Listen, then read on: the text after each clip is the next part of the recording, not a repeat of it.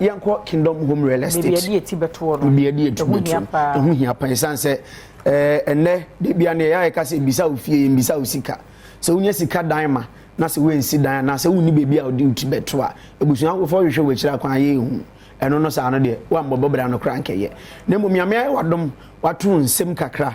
esese obomodin epe bebi a odi utibeto osori ahomache kwa adwuma ne ade na obo sika no na Kingdom Home Real Estate no mamenka bibi enya se sika botene no se bia oba yese ye estate no per 3 bedroom yese 2 cities ntini agi ni nyina wo ha eso bia ne na ho ne se ne etie ebetumi ni wa kwa hyehyɛ nkakra na watua ne nkakra de ama yense ne be ya onso no ho beto na yenso ye ho ato yen bebi a wo benya wo di uti beto nti na yen yaba enye bibi a ye pegu ye botom na emom no se ne wo benya ba bi di uti ato ye di bro ye de na hu se bogafo na be ba pa na nyame adom ye ba he emimu ahyase eni edi nkomo a omo yakɔkyerɛ omo site ne bi omo ani age ho enu nti no Kingdom Home Real Estate ye wa aburi ene ekropon ohonom ena yadan ni nyina wo yato ho fence wo kama electric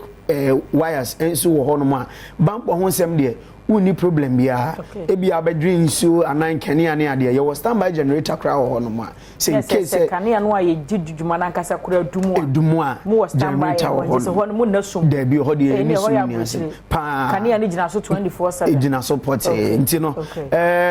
obetumi ane enso didi nkomo enu ye japade a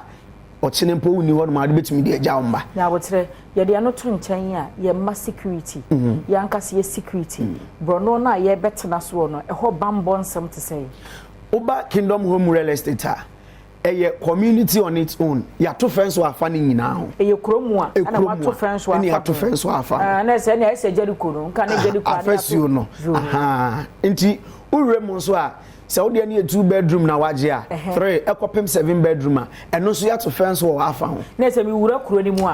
edan ni nyina bia so wo ne wo bia wo ne wo kama electric fence ni bi so wires ni bi e wo so ena ye wo security ankasa wo honom nipa one so bo ho ban e wo honom ye sa wo bia pa chemical ye car park hia because akwan di dem kama enti CCTV camera wo honom enti enkoba se obi aba na ebia uni honom na ekire ohwehwe nipa na hu no eno anse ye record enti no ye ya enti ye bambo ho nsem de agina ne nanso ye ben tetekwahye hospital no ekropon number no eye 0555 0555 612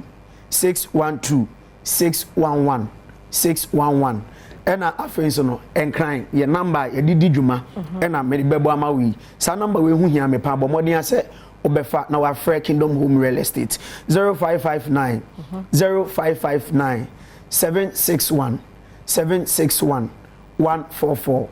0559 761 144 we Kingdom Home Real Estate your numbers Ketcha kwasi yabo Kingdom Herbal Center and a Kingdom Home Real Estate and we free